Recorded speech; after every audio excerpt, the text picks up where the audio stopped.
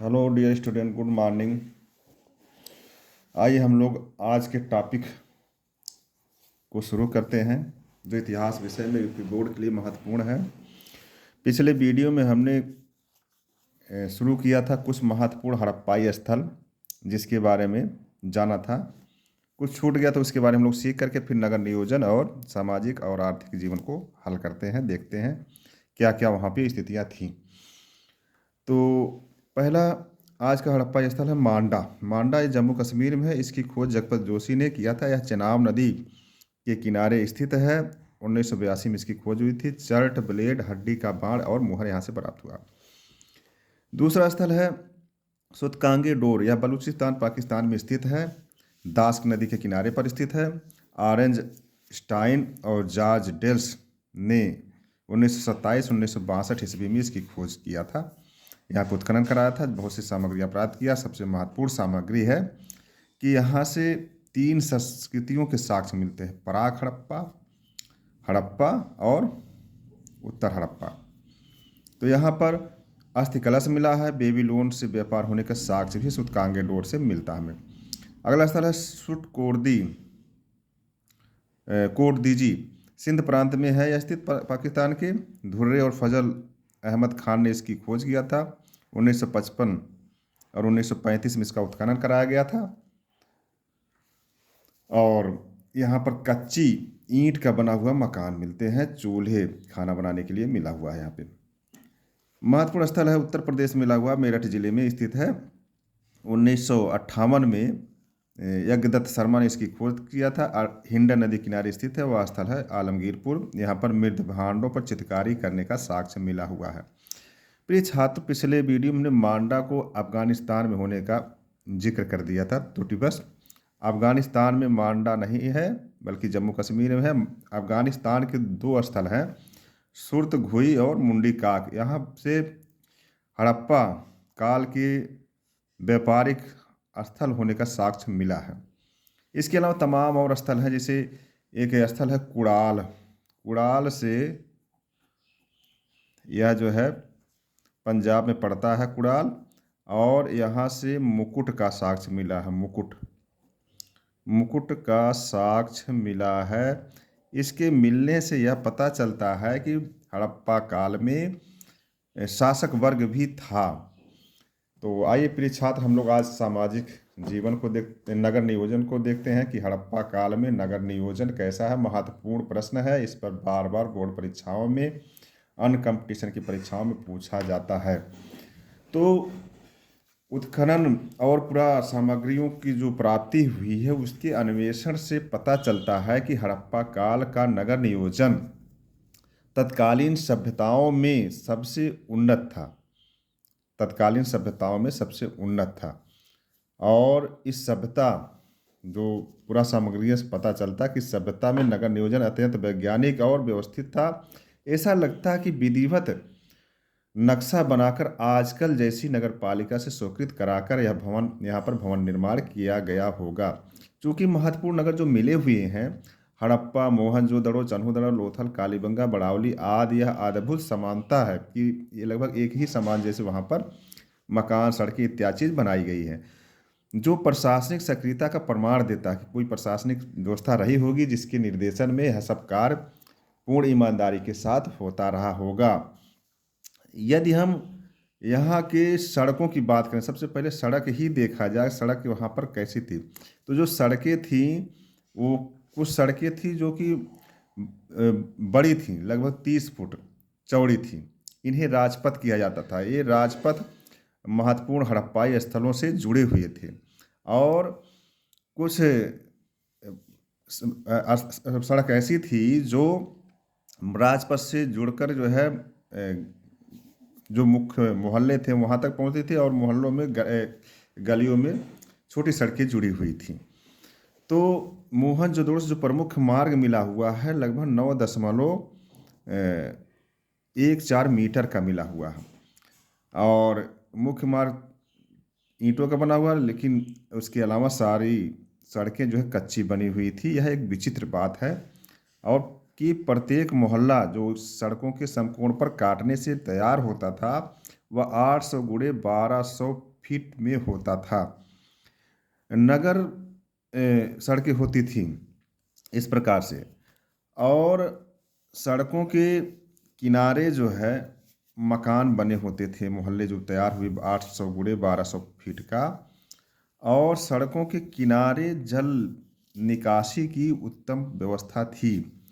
जल निकासी की यह सिंधु सभ्यता में सबसे अच्छी बात थी कि बड़ी नालियाँ सड़कों के किनारे बनी होती थी जो नदियों में जाकर गिरती थी, उसमें आकर मध्यम नालियाँ मिलती थी, और घरों से निकलने वाला पानी सिंधु सभ्यता में आके मध्यम नालियों में, और मध्यम नालियों से बड़ी नालियों में, बड़ी नालियाँ जाके नदियों में मिल जाती। तो यह बहुत उत्तम प्रबंध था। और नालियों में जगह जगह जगह जगह पर जो है कुछ दूरी पर तय करके मोखाने बने होते थे, गड्ढे टाइप में, और नालियाँ पत्थर के शिलापट्टों से ढकी होती थी। बहुत ही ये अच्छी व्यवस्था वहाँ पे थी हड़प्पा सभ्यता या सिंधु नदी घाटी सभ्यता में। तो यह स्थिति है। कालीबंगा में लकड़ी की नाली के साक्ष्य मिले, लोथल में जाल सीढ़ीदार नाली के साक्ष्य मिले हुए हैं। तो ये बहुत ही अच्छी व्यवस्था थी, उन्नत थी, जो कि अन्य सभ्यताओं में देखने को नहीं मिलती है। इसी प्रकार जो भूखंड तैयार हुए थे 800 गुणे 12 फीट का, उसमें जो मकान तैयार होते थे, मकान पक्की ईंटों से अधिकांशतः प्रयोग हुआ है, जिनका जो 4-2-1 के अनुपात में तैयार होती थी ईंटें। मकान बहुतः 2 मंजिला बना होता था, जिसमें कई कमरे हो सकते थे, और जैसे बड़े आंगन चौकोर होते थे आंगन, और आंगन के किनारे किनारे मकान में कमरे तैयार होते थे। इनमें रसोई घर, स्नान घर, शौचालय, कुएं आदि की व्यवस्था होती थी। घरों में रोशनी के लिए रोशनदान भी थे। आश्चर्य की बात यह है कि घरों के मुख्य दरवाजे आश्चर्य की बात है कि मुख्य दरवाजे मुख्य सड़क पर ना खुल करके के गलियों में खुलते थे। लोथल इसका अपवाद है। मकान की जो जुड़ाई की जाती थी ईंटों से, वो मिट्टी के गारे से अधिकांशतः होता था। कुछ मकान चूने और जिप्सम के मिश्रण का प्रयोग होता था। कुछ बड़े मकान भवन मिले हुए हैं जो जिनमें लगभग 30 कमरे थे। मोहनजोदड़ो हड़प्पा के भवन पक्की ईंट से, लोथल कालीबंगा रंगपुर के भवन कच्ची ईंट से बने हुए थे। तो इस प्रकार से जो है हड़प्पा में नगर नियोजन बहुत ही उन्नत था। ऐसा हमें समकालीन सभ्यताओं में देखने को नहीं मिलता है। तो प्रिय छात्र छात्राएं, यदि आप लिखेंगे तो 3 शीर्षक डाल लीजिएगा: भवन, सड़क, नाली और जल। वही जल प्रबंधन हो जाएगा, नालियों से ही इसको कह सकते हैं जल प्रबंधन, है ना। तो इस प्रकार से आप जो है नगर नियोजन को इन 3 शीर्षकों में बांट करके हेडिंग डाल करके बाकायदे लिखेंगे तो नगर नियोजन बहुत ही अच्छा उत्तर तैयार होगा और अच्छा आपको अंक मिलेगा। आइए हम लोग चलते हैं सामाजिक जीवन में। तो पहली बात है कि सामाजिक जीवन को निर्धारित करने के लिए हम लोग पाते हैं पुरातत्व से हमें बहुत सी मानव की मूर्तियाँ मिली हुई। उनमें जो है मानव में सर्वाधिक मूर्तियाँ स्त्रियों की मिली हुई है। तो स्त्रियों की मूर्तियाँ अधिकांश मिलने के कारण यह तय होता है पुरातत्वविदों के द्वारा कि सामाजिक जीवन में जो समाज में सत्ता जिसकी थी तो वह मात्र सत्तात्मक सत्ता थी, और नगरीय सभ्यता थी यह हड़प्पा या सिंधु नदी घाटी की सभ्यता, और यहाँ पर समाज कैसा था, मात्र सत्तात्मक था। इसके अलावा हम लोग देखते हैं समाज में 4 वर्ग थे: विद्वान वर्ग था, योद्धा वर्ग था, व्यापारी थे, शिल्पकार थे। व्यापारी और शिल्पकार एक ही वर्ग में थे। चौथा वर्ग श्रमिक था। इसके अलावा हड़प्पा की बस्तियों से हमें पता चलता है, श्रमिक बस्तियों से हड़प्पा की, कि संभवतः यहाँ पर दास प्रथा का प्रचलन रहा होगा। ऐसा अनुमान मार्टिमर व्हीलन महोदय ने लगाया था। इस सभ्यता के लोग शाकाहारी और मांसाहारी भोजन करते थे। भोजन में जो शाकाहारी भोजन था उसमें गेहूं, जौ, चावल, दालें, सब्जियां शाकाहारी भोजन में। इसके अलावा पशुओं से प्राप्त दूध और दूध से निर्मित सामान भी शाकाहारी भोजन में माना जा सकता है। इसके अलावा मांसाहारी भोजन पशुओं के मांस, मछली, घड़ियाल के मांस, मांसाहारी भोजन के तौर पर लोग प्रयोग करते थे। यहाँ के लोग सूती ऊनी वस्त्र का प्रयोग करते थे पहनने के लिए, और तांबे का दर्पण हाथी के दांत के कंघे मिलने से यह पता चलता है कि यहाँ के लोग केश विन्यास करते थे और दर्पण में देखते थे हम कैसे दिखते हैं। इसके अलावा दर्पण होने से यह भी है कि लोग श्रृंगार भी करते थे। मोहनजोदड़ो से उस्तरा मिला हुआ है, एक सूती वस्त्र के कपड़े में लपेटा हुआ था, ऐसा साक्ष्य मोहनजोदड़ो से हमें मिला है। तो पता चलता है कि पुरुष वर्ग जो है दाढ़ी मूछ बनवाते थे, बाल कटवाते थे। तो इस प्रकार से जो है पता चलता है कि सुंदर दिखने के लोग करते थे। इसी प्रकार चारों दड़ों से लिपस्टिक के साक्ष्य, चूड़ी के साक्ष्य मिलने से पता चलता है कि महिलाएं सुंदर दिखने के लिए लिपस्टिक लगाती थी और चूड़ियाँ पहनती थी। एक मोहनजोदड़ो से नर्तकी की मूर्ति मिली, जिसका एक हाथ पूरा जो है कंधे तक चूड़ियाँ, कलाई से कंधे तक चूड़ियाँ उसके एक हाथ में भरी हुई थी। तो इसी के अलावा कालीबंगा से काले रंग की चूड़ियाँ मिली हैं। तो लोग जो है महिलाएं पहनती थी सुंदर दिखने के लिए ऐसा। इसके अलावा लोग मनोरंजन के साधन के तौर पर पासे का खेल, नृत्य, मछली पकड़ना, शिकार करना, मल्ल युद्ध, पशुओं की लड़ाई, पक्षियों की लड़ाई लोग जो है मनोरंजन के साधन के तौर पर इस्तेमाल करते थे। यहाँ के लोग अपने जो मृतक मर जाते थे परिवारजन, तो उनको दफनाने के लिए दफनाने का रिवाज प्रचलन था, और कहीं कहीं पर जो है जला दिया जाता था। जो बची कुची हड्डियाँ थी उसको एक कलश में रख के उसका दफन कर दिया जाता था।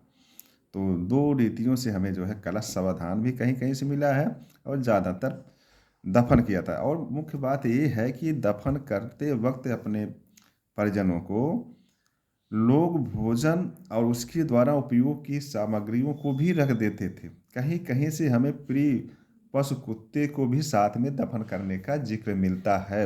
इसके अलावा कहीं कहीं से युगल समाधान और 3 लोगों के साथ दफनाने का भी रिवाज था। इस प्रकार से यहाँ पर कह सकते थे पारलौकिक जीवन में भी विश्वास था। इसके अलावा यहाँ के लोग ईश्वर और जादू टोने में भी विश्वास करते थे, क्योंकि गले में हड्डियों के ताबीज टाइप में कुछ बने हुए थे। तो सामाजिक जीवन में आप लिखेंगे तो क्या लिखेंगे? मातृसत्तात्मक है समाज, लोग क्या पहनते थे, क्या खाते थे, और कैसे घरों में रहते थे, कच्चे मकान, पक्के मकान, मकान कैसे थे, तो नगर नियोजन हमने बता ही दिया आपको। इसके अलावा मनोरंजन साधन क्या थे, सुंदर दिखने के लिए क्या करते थे, विवाह एक मुख्य रिवाज है सामाजिक जीवन में, वह भी यहाँ पे होता था। मातृसत्ता तो महिलाओं को अपने वर चुनने की आज़ादी थी, परिवारजनों की मर्जी से यहाँ विवाह होते थे लोगों के। और हालांकि मातृसत्तात्मक समाज था, लेकिन आर्थिक क्रियाकलाप पुरुषों की द्वारा ही किए जाते थे। तो इस प्रकार से सामाजिक जीवन प्रिय छात्र छात्राएं पूरा हुआ। आर्थिक जीवन में हम लोग चलते हैं। तो आर्थिक जीवन में 4 बातें आपको लिखना रहता है। पहला क्या लिखेंगे? कृषि। क्या लिखेंगे? कृषि। दूसरा लिखेंगे पशुपालन। दूसरा क्या लिखेंगे? पशुपालन। तीसरा है वाणिज्य व व्यापार, वाणिज्य और व्यापार। और चौथा लिख सकते हैं आप उद्योग धंधे या शिल्प कर्म।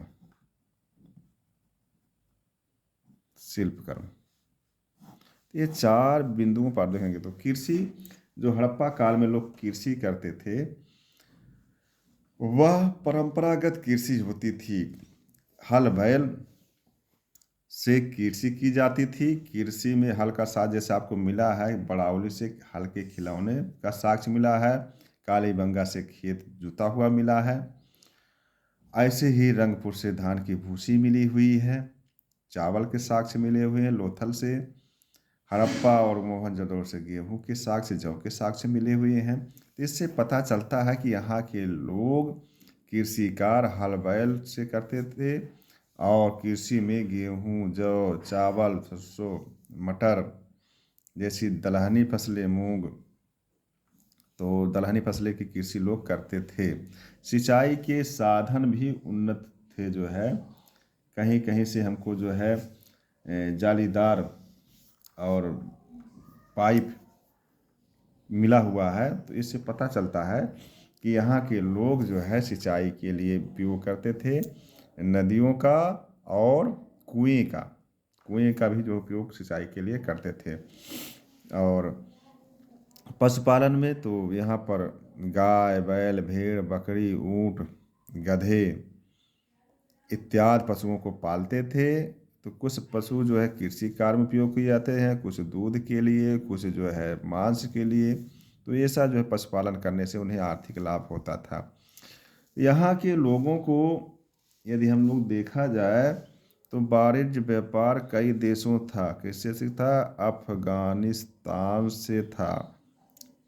मुंडी काक और सुरतगोई नामक स्थल था जहाँ से लोग तांबे और चांदी मंगाते थे। ईरान से होता था, जिसे फारस कहते हैं, ईरान से व्यापार यहाँ होता था। मेसोपोटामिया से होता था। कहाँ से? सुतगांगे डोर से सामग्री या मेसोपोटामिया से व्यापार होता था इनका। और किससे होता था? मिस्र से होता था। तो इन देशों से इसी में दिलमुल, मकरान इत्यादि स्थल, दिलमुल, मकरान, मकरान मतलब बहरीन द्वीप, इन सब जगहों से व्यापार इनका होता था। व्यापार किस चीज़ का होता था? बाहर से ये लोग ज़्यादातर सोना, चांदी इत्यादि मंगाते थे, बहुमूल्य पत्थर मंगाते थे, माणिक, मूंगा इत्यादि चीज़ें लोग मंगाते थे। यहाँ से कृषि, लकड़ी, हाथी के दांत इत्यादि चीज़ों का लोग निर्यात करते थे।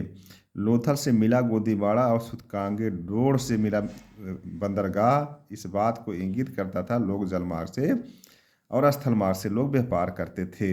इसी प्रकार से बहुत से उद्योग धंधे हड़प्पा काल में प्रचलित थे, जैसे चन्हूदड़ों और कालीबंगा से चूड़ियाँ बनाना और लोथल से आटा पीसने की चक्की। दो पार्ट मिले हुए हैं। चन्हूदड़ों से मनके बनाने का कारखाना मिला हुआ है। लोग चांदी का उपयोग करना सीख गए थे, ऐसा मिलता है हमें लोग। इसके अलावा पासा, मुहर, सूती वस्त्र, ऊनी वस्त्र, हाथी के दांत के अन्य उपकरण बनाने के, तो कई शास्त्र, मृतभांड, मिट्टी के बर्तन, सारी चीज़ें बनाते थे लोग और इसको जो है दूसरे देशों को निर्यात करते थे। तो इस प्रकार से प्रिय छात्र छात्राएँ हम लोगों ने आर्थिक गतिविधियों को जाना, सीखा और इसे जान करके आप लिखिए अपनी भाषा शैली में और बाकायदे हेडिंग डालकर उसमें क्या क्या बातें आती हैं सब कुछ लिखें। आपको बेहतर नंबर मिलेगा। आपकी बोर्ड परीक्षा के लिए आपको बेस्ट ऑफ लक। तैयारी में लगे रहिए, पढ़िए। Thank you.